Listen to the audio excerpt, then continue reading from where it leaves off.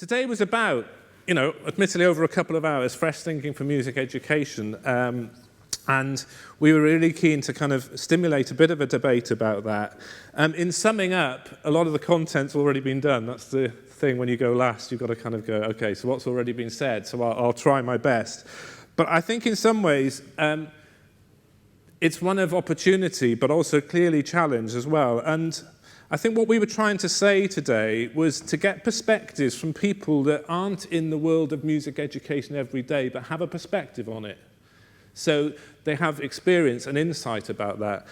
And in a way, the opportunity that's been created from what we heard today and from what we know is that the market for young people's enthusiasm and passion for music, which I think this statistic from 2011 was 80%, is really, really strong.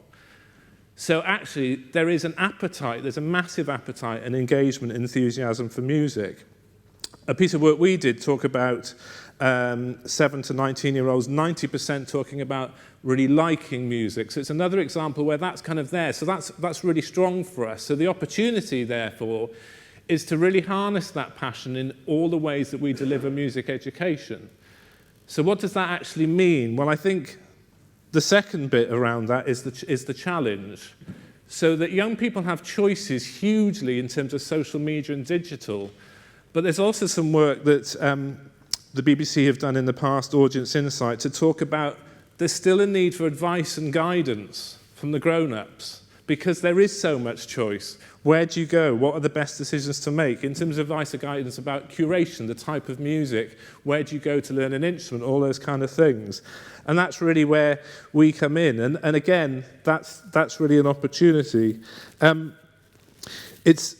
There's also something for me about a challenge around going, so this market is really strong, but as we've heard this morning, there's all this kind of cross-section of music that perhaps isn't so much about calling it a specific genre now. I think young people are describing, apparently, in terms of surveys about music and the mood of music rather than the genre. And yet, as grown-ups, sometimes what we'd like to do is to specifically talk in lots of genre terms, which I think can move on. I think it can also move on, which is the one I touched on earlier, to go, let's really feel comfortable with the idea that learning music learning takes place in all sorts of environments, in and out of the school day, in the youth club, in the pupil referral unit, in the mental health unit, wherever it might be. And I think as a sector, we can really move on to go, and all that stuff is really legitimate. And it's music, and it's learning music, it's music learning across all different styles, rather than create a sense in young people's mind that we've created a hierarchy of what's good and bad.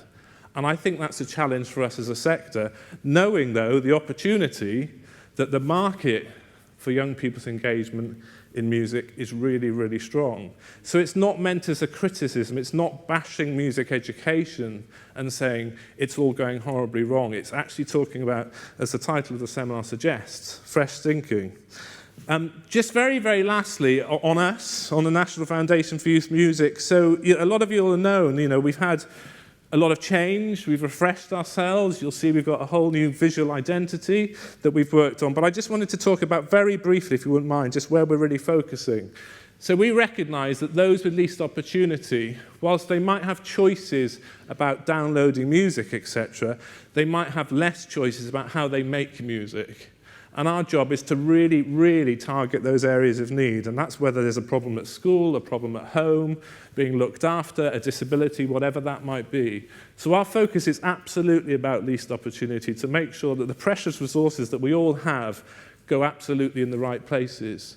So that's about leveling the playing field, both socially, musically, and personally, geographically as well.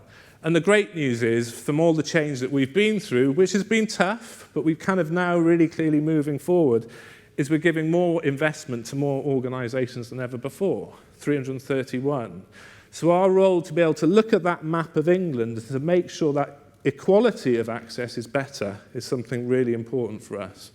And the second thing is, of course, we're a fundraising charity, so we know ballpark that for every young person that gets supported by investment, there's another who doesn't. So there's clearly, and everyone's saying this, a fundraising need.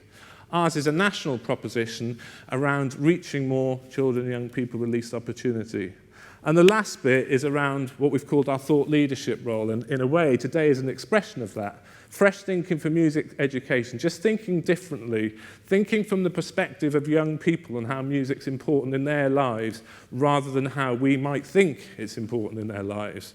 This seminar is an example of that. We want to do more in the future. And as Andy said, we are beginning to look at, and many people will say, youth music's always been out of school. It's been out of school music making. We are actually looking at now how all that knowledge and evidence that we have can have more of an impact in terms of what happens in the school day for young people. And it's not a one-way street, it's both ways.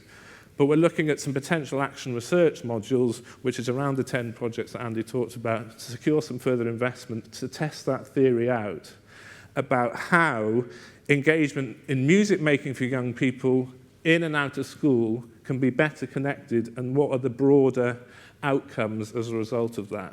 So more information to follow on that, and do keep in touch. I hope you don't mind me just doing a quick thing on where youth music is, because we've had big change, and I think most of you will know that.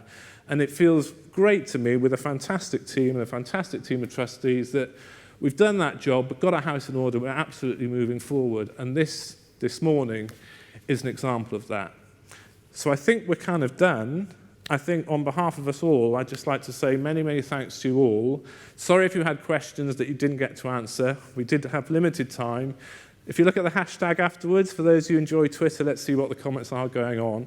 And I think Eventbrite as well is the way that you can feed back to us. And we look forward to keeping in touch with you. And thank you very much.